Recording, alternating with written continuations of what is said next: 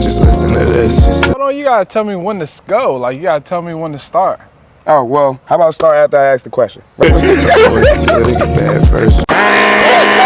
don't know what you're thinking, but I'm thinking, but I don't want you to think, so you gotta stop thinking. Like, for example, you just thirsty. Stop hesitating with the paint. Don't do this to me again. Come on, come on. Nah, we gonna be good. We're done. We're done. We're done. I ain't gonna lie, This bro. has been one-on-one with Mr. Create. Hell yeah. Hell yeah, hell yeah. What's going on, family? It's your boy, Mr. Create here, and you're watching One-on-One with Mr. Create. God dang. You don't want to make the shot? Nah, I wanted to be funny. Today I'm here with Chef Rich, man. Jack and Tees. one of the most original chefs in the DMV, and today we're gonna get to know him through some of your favorite basketball games. But I put a little spin on it because we creating the vibes. You feel me? You ready, Jack? This one's gonna be a nice little quick fire round, good warm up. You got 5 seconds to answer. And if you hesitate, you're gonna get a buzzer. The challenge over. All right. Cool? Mumbo sauce or Old Bay? Old Bay. Wings or crabs? Crabs. Cookout or restaurant? Cookout. Fried chicken or fried fish? Damn, fried fish. Mac and cheese or yams? Yams. Brunch or late night restaurant? Brunch. Spice it up or keep it mild? Damn, man, that's a tough one, bro. It depends on you got the number occasion. 7, man. You got the number 7. Next time we're gonna get on 10. So the ball is just for the aesthetic? Pretty much. You want it? The next challenge is called Shot Clock. You'll have 24 seconds to answer one of the following questions, and same rules apply. You hesitate, the challenge over, dude. We ain't got time for you to keep playing around. So. All right, man, I'm about to win this one for sure. Say no more. All right, here's your challenges. Give me a 24-second recipe for your best-selling dish. All right. Wait, you ain't even give me, hold on, you gotta tell me when to go. Like, you gotta tell me when to start. Oh, well, how about start after I ask the question? Ready? Give me a 24-second recipe for your best-selling dish. All right, we're gonna go chicken strips because I'm rich off tenders. You hear me? First, you gotta get your chicken breast, cut it into equal portions. You gotta get your flour, your seltzer water, and your egg.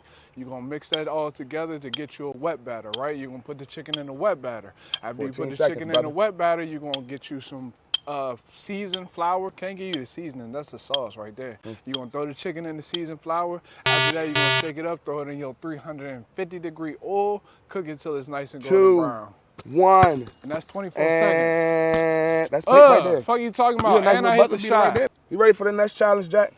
You kind of running these I'm 1 for 1 right now. I think you're pretty solid on these right now. You're pretty solid. Now. Just keep going. Now we're just gonna shoot some free throws, you know what I'm saying? You just had a whole possession, you gotta get you a break at the line. They probably fouled you or something, I don't know. So, your rules are simple. Finish the prompts as authentic and original as you possibly can, all right? All right. Ready? To me, food means community. To me, family means love. To me, DMV culture means bougie. Bougie? Why bougie, dog? Cause we bougie though. But look, I fuck with it though, cause we all got a little bit of it in us. You know what I'm saying, including me. But nigga, if you from here, you know, nigga, we bougie. That's like for sure. To me, entrepreneurship means freedom. Freedom. To me, Jack and Tees means everything. Shit, that's everything, bro. That's generational wealth. That's you know, establishing my own platform to push, you know, what's important to me, and you know, be able to speak on topics outside of just cooking. You know what I'm saying, or outside of myself. To be able to make a real change, real impact in my community. That's, you know, Jack and Tees is everything. It's just the ground floor. Get you a free throw in. See, I gotta shoot it without the hat.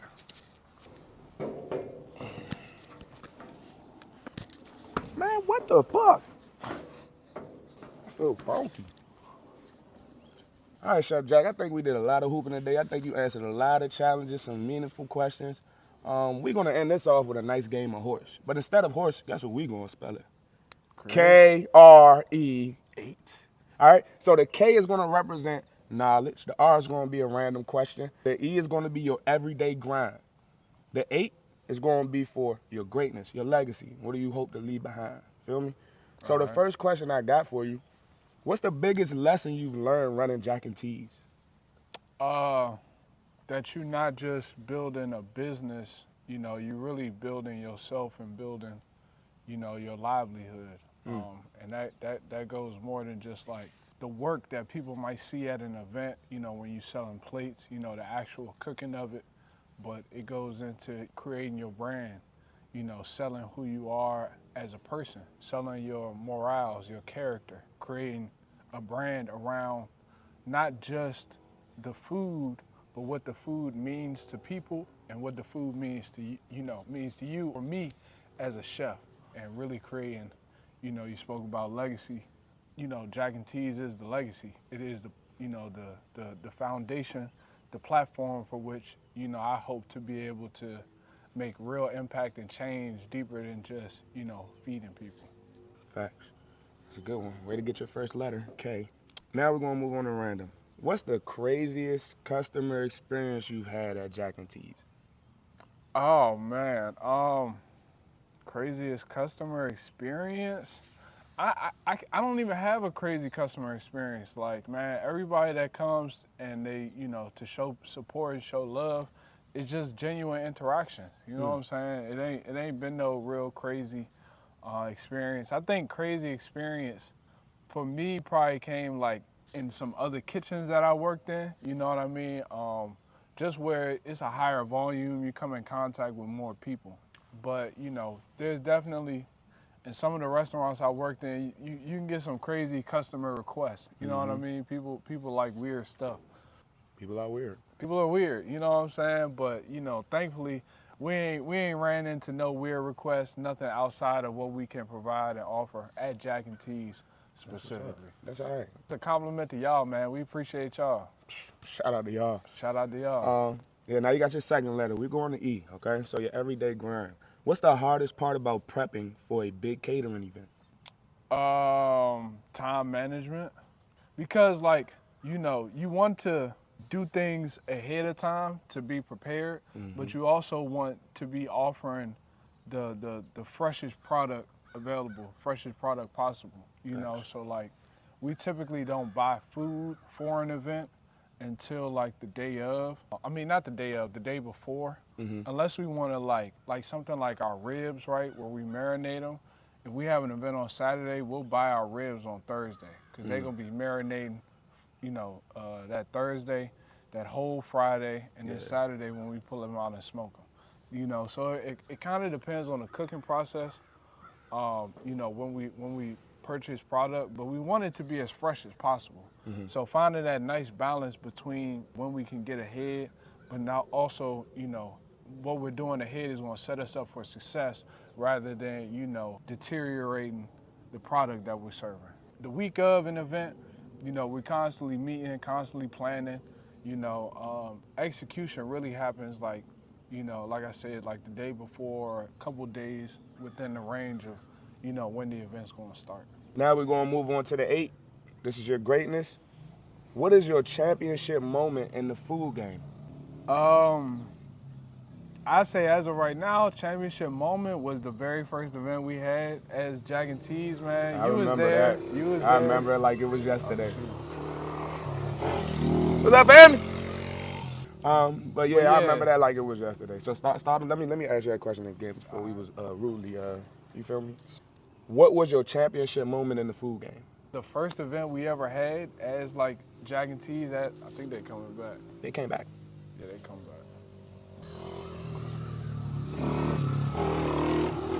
Are y'all done? Okay. Again. Now we're gonna move on to the 8, man. Your greatness. What was your championship moment in the food game? The very first event we had. I remember it like it was yesterday. The first time is just so memorable. You know what I'm saying? For me, it was memorable because everything that could have went wrong. Like when I tell you everything, man, we were planning to have it outside. It was windy, it was raining in the beginning of the day.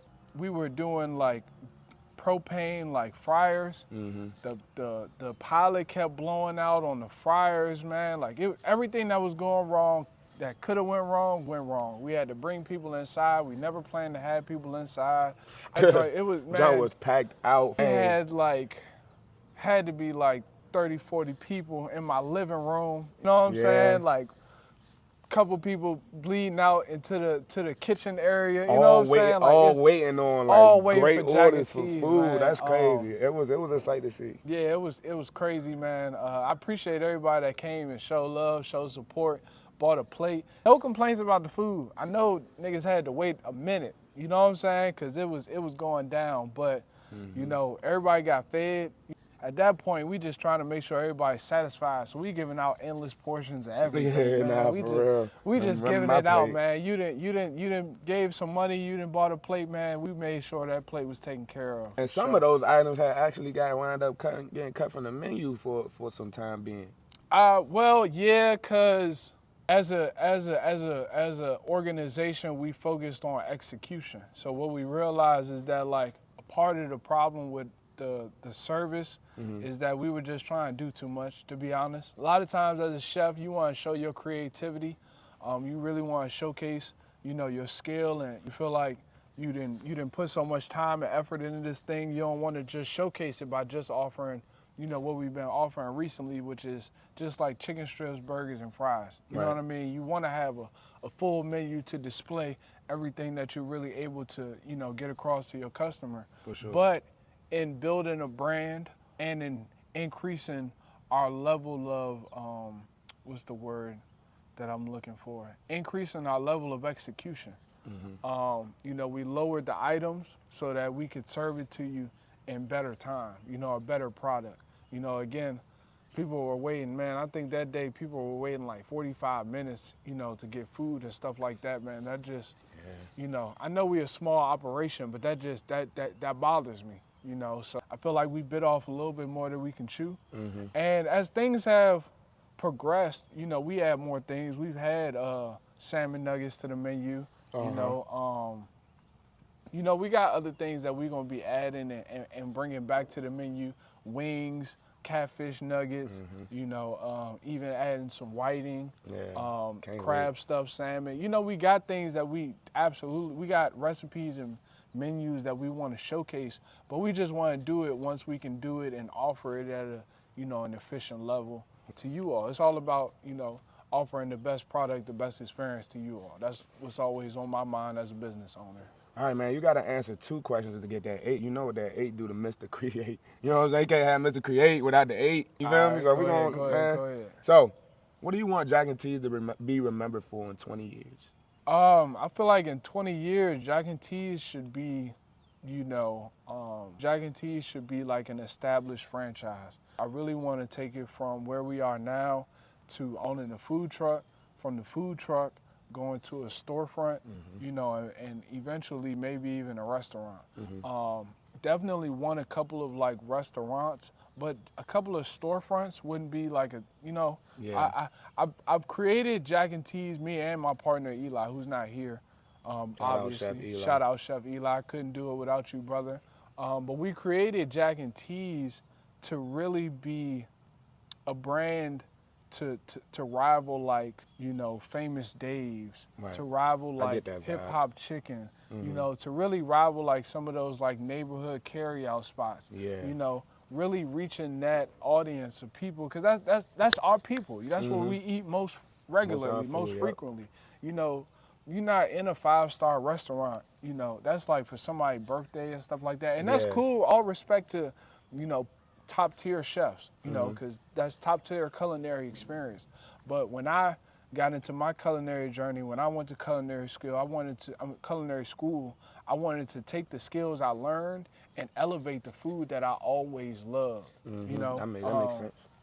That makes sense. Still to this day, one of my favorite dishes, ramen noodles. You know, but I don't eat ramen noodles the same way I ate it, you know, 10 years ago. You know what I'm saying? When I was a kid in middle school. Jack on there. Yeah, when I was a kid in middle school, man, I was just putting it in the bowl, throwing it in the microwave, and that was that. You know, now it's boiled in a pot on the stove with some, you know, some salt water, a little butter. You know what I mean? I'm getting into a certain gourmet thing. ramen I'm adding, you know, noodles. Adding shrimp, or adding some, you know, might take some chicken, or might take some, you know, a little smoked sausage, something like that. I'm seasoning it with a little lemon pepper, a little Old Bay garlic. Just because you went to culinary school made you feel like that? It just made me, want to elevate the food that I already love. You know what I mean? it's cool to, you know, to take a red snapper or ahi tuna or take some quinoa and, you know, and cook it up. Right, and do something different. But it's you something know? about that. It It's connect something with about, you when you you're know, doing it for yeah, you. man. It's something about, you know, reaching back into your childhood and elevating your ramen noodles. You know what I mean?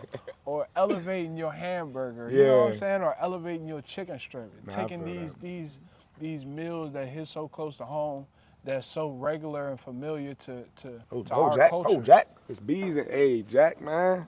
Hey, Jack, man. Oh, man. You better, boy, let me go get that fire. Hey, create, don't do bees. All right, Chef Rich, I appreciate you for your time. This has been One-on-One with Mr. Create, and you shoot that bitch.